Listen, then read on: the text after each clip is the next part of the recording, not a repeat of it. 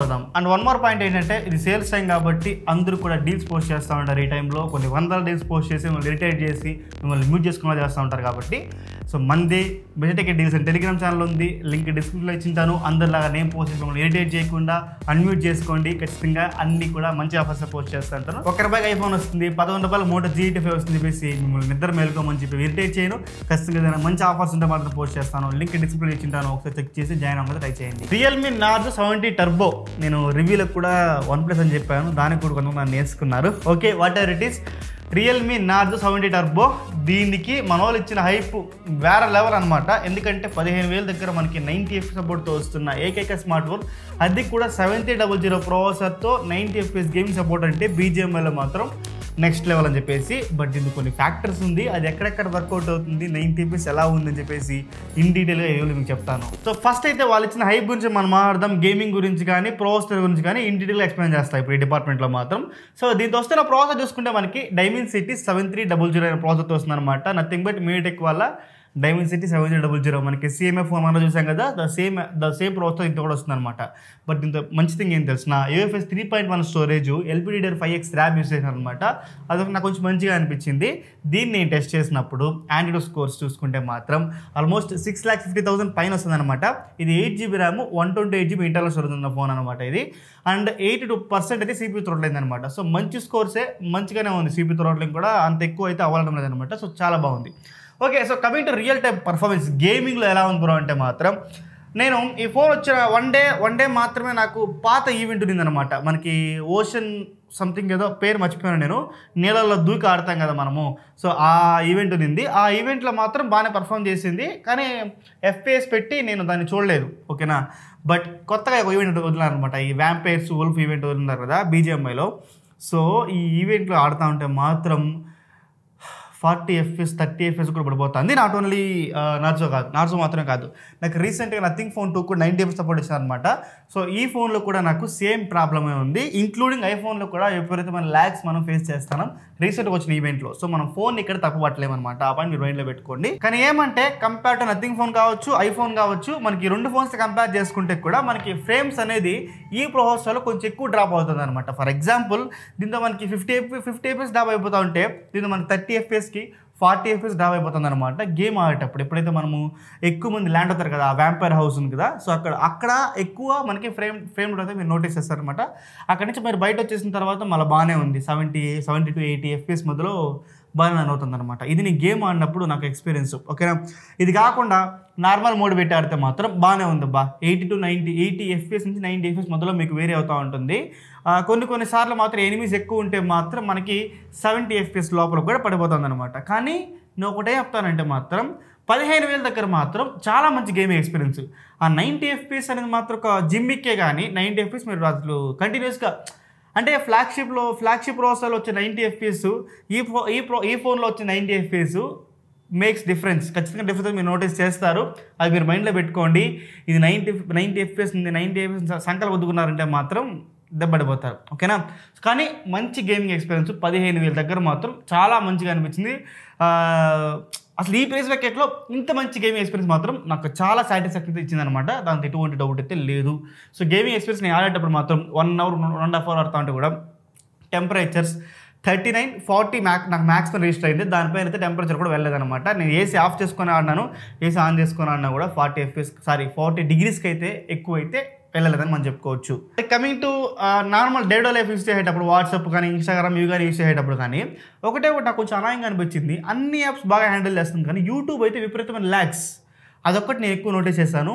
బేబత్సమైన lag, అసలు use ఏంద్రా స్వామి YouTube ఇలా ఉంది అని క్లోజ్ చేసేసి వెళ్ళిపోయేంత ల్యాగ్స్ అయితే మనం దీంతో నోటీస్ చేస్తామన్నమాట. అదొక్కటి కొంచెం నాకు యూఐలో బగ్స్ అయితే ఉంది, దానివల్ల అలా మీకు అనిపిస్తుంది అనమాట.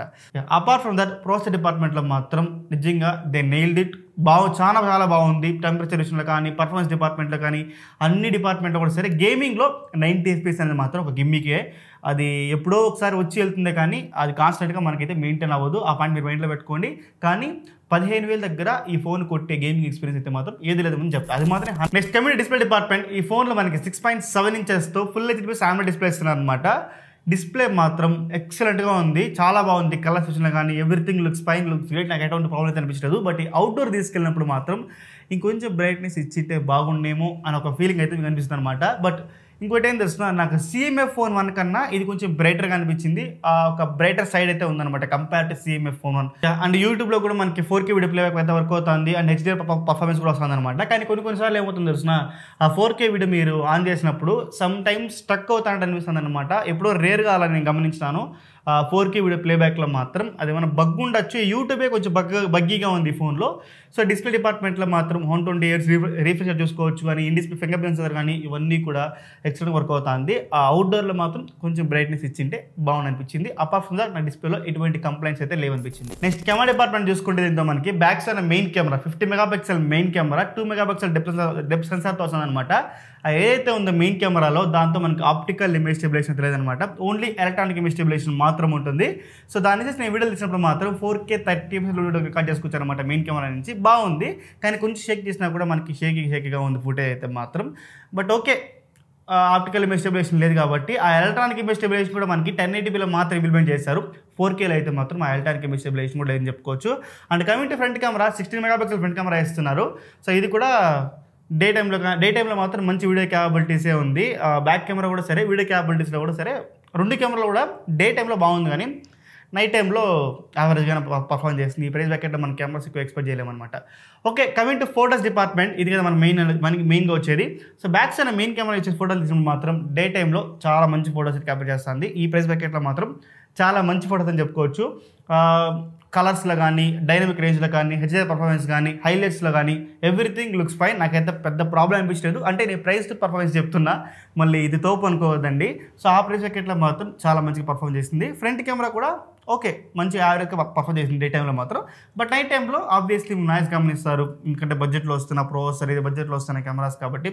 సో ఈ ప్రైస్ ప్యాకెట్లో ఎలా ఉండాలనో నైట్ టైంలో అలానే యావరేజ్గా పర్ఫార్మ్ చేస్తుంది. అంత గొప్ప ఫొటోస్ కానీ గొప్ప ఇమేజ్ అయితే లేదు. ఫ్రంట్ కెమెరా కూడా నైట్ టైంలో ఎక్కువ సాఫ్ట్ వస్తుంది అనమాట.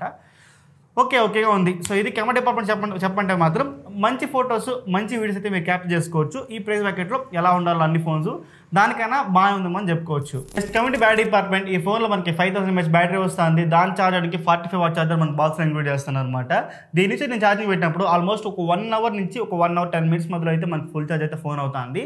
కమింగ్ డిశ్చార్జింగ్ టైం చూసుకుంటే మనకి SOT కావచ్చు, స్క్రీన్ టైం కావచ్చు, ఈ రెండు చూసుకుంటే కూడా సరే నాకైతే మాత్రం చాలా ఇంప్రెసివ్గా బ్యాటరీ లైఫ్ అయితే వస్తుంది, చాలా బాగా వస్తుంది.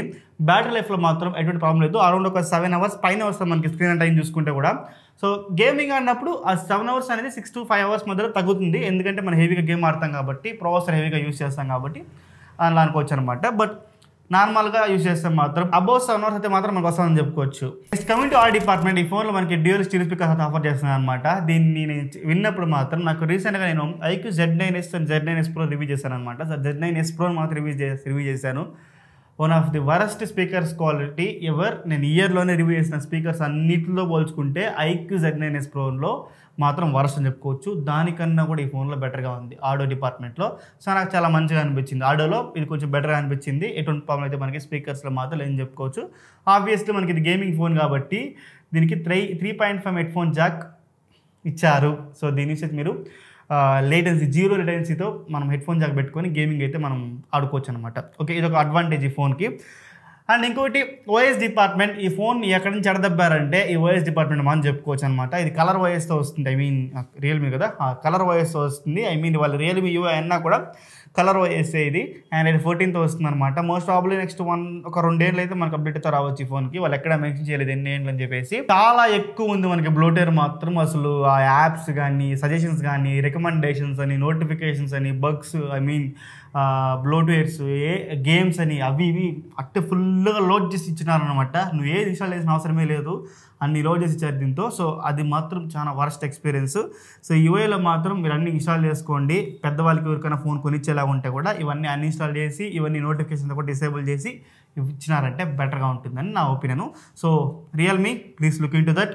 ఇవన్నీ కొంచెం తగ్గించండి, ఎందుకంటే మీరు అడుగుతున్న ప్రైజింగ్ కూడా అలానే ఉంది. 15,000 పెద్ద మీరేమి అక్కడ ఇన్నోవేషన్ ఏం తీసుకురాలేదన్నమాట, మీరు అంతా డబ్బులు పెట్టినా కూడా. సో నేను అయిపోయింది అందుకే. సో కొంచెం ఈ బ్లోడర్ తగ్గించి యాడ్స్ తగ్గించినారంటే బెటర్గా ఉంటుందని నా ఒపీనియన్. కమింగ్ టు కంక్లూజన్, ఇది లాంచింగ్ ప్రైస్ కాకుండా ఆ కూపన్ డిస్కౌంట్ మనకి ఫస్ట్ సేల్లో మాత్రం ఇచ్చారనమాట. ఇది ఒక మంచి move from the Realme side నుంచి కావచ్చు, అమెజాన్ సైడ్ నుంచి కావచ్చు. అందరి దగ్గర కార్డ్స్ ఉండవు అబ్బా, మీరు ఏదైతే ఆ డిస్కౌంట్ తీసుకొస్తున్నారో ఇలా కూపన్ రూపంలో తీసుకొస్తే మాత్రం అందరూ ఆ ఆఫర్ని అవైల్ చేసుకుంటారు. ఇది నా సైడ్ నుంచి ఒక రిక్వెస్ట్, అమెజాన్ కావచ్చు, ఏదైనా మనకి రియల్మీ వాళ్ళకి ఎవరికైనా సరే, అన్ని స్మార్ట్ ఫోన్ బ్రాండ్స్ కూడా సరే. సో అందరి దగ్గర క్రెడిట్ కార్డ్స్ ఉండదు. ఈ క్రెడిట్ కార్డ్స్ ఎందుకు తీసుకొస్తారో మీకు తెలుసు, నాకు తెలుసు. దాన్ని స్పెసిఫిక్గా మళ్ళీ ఇక్కడ నేను చెప్పి టైం వేస్ట్ చేయలేను అనమాట. సో ఇలా తీసుకొస్తే బెటర్ నా opinion. Okay, so coming to topic, ఇక్కడ మనకి ఇది 16,000. నేను మైండ్లో పెట్టి ఏం చెప్తానంటే మాత్రం 16,000లో మనకి వీళ్ళు ఆఫర్ చేస్తుంది Dimensity 7300 ప్రాసెసర్ కావచ్చు, ఫుల్ హెచ్డీ AMOLED డిస్ప్లే కావచ్చు, ఆ 90 FPS గేమింగ్ సపోర్ట్ కావచ్చు. అది గేమింగ్ అయినా ఇస్తున్నారు కదా, అవి కావచ్చు. కెమెరాస్ కూడా మంచిగానే ఉంది, అంటే తోపని చెప్పడం మంచిగా యావరేజ్ మనం పర్ఫామ్ చేస్తాం కాబట్టి. సో అరౌండ్ 15,000 దగ్గర 100% మీరు కన్సిడరబుల్ ఫోనే. దీంతో నాకు అనిపించిన ఏకైక కాన్ ఏదైనా ఉందంటే మాత్రం ఏదైనా యూఐలో ఎక్కువ బ్లోటెర్ అండ్ ఎక్కువ మనకి నోటిఫికేషన్స్ కానీ, ఆ బ్లోటర్కి సంబంధించిన నోటిఫికేషన్స్ కానీ, యాప్ ఇన్స్టాల్ అయి వచ్చింది కదా, సో అవన్నీ యాప్ మార్కెట్ నోటిఫికేషన్స్ కానీ ఇవన్నీ కొన్ని డిసేబుల్ కూడా చేయను కాదనమాట. సో ఇలాంటి కొన్ని ఎక్కువ ఇరిటేషన్ తెప్పించింది నాకు ఈ ఫోన్లో, మెయిన్గా కాన్స్లో చెప్పాలంటే మాత్రం. సో అపార్ట్ ఫ్రమ్ దట్ నాకు ప్రోస్లో చూసుకుంటే దీనికి డ్యూయల్ స్టీరియో స్పీకర్స్ ఆఫర్ చేస్తున్నారు. మనకి CMA ఫోన్ 1లో సింగిల్ స్పీకర్ వస్తుంది అండ్ 3.5 హెడ్ ఫోన్ జాక్ ఇస్తున్నారు. అండ్ డిస్ప్లే కూడా చాలా మంచిగా ఉంది. ఎవ్రీథింగ్ నాకు ఈ ప్రైస్ బ్రాకెట్లో చాలా సాటిస్ఫైడ్ అనిపించింది. ఖచ్చితంగా ఈ ఫోన్ని మీరు 15 నుంచి 17,000 దగ్గర 15,000 to 17,000 మధ్యలో ఈ ఫోన్ మీరు కన్సిడర్ చేయొచ్చు.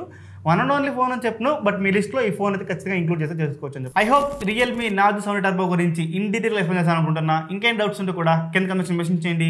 Most of the comment reply చేస్తాను. This signing off. జై హింద్.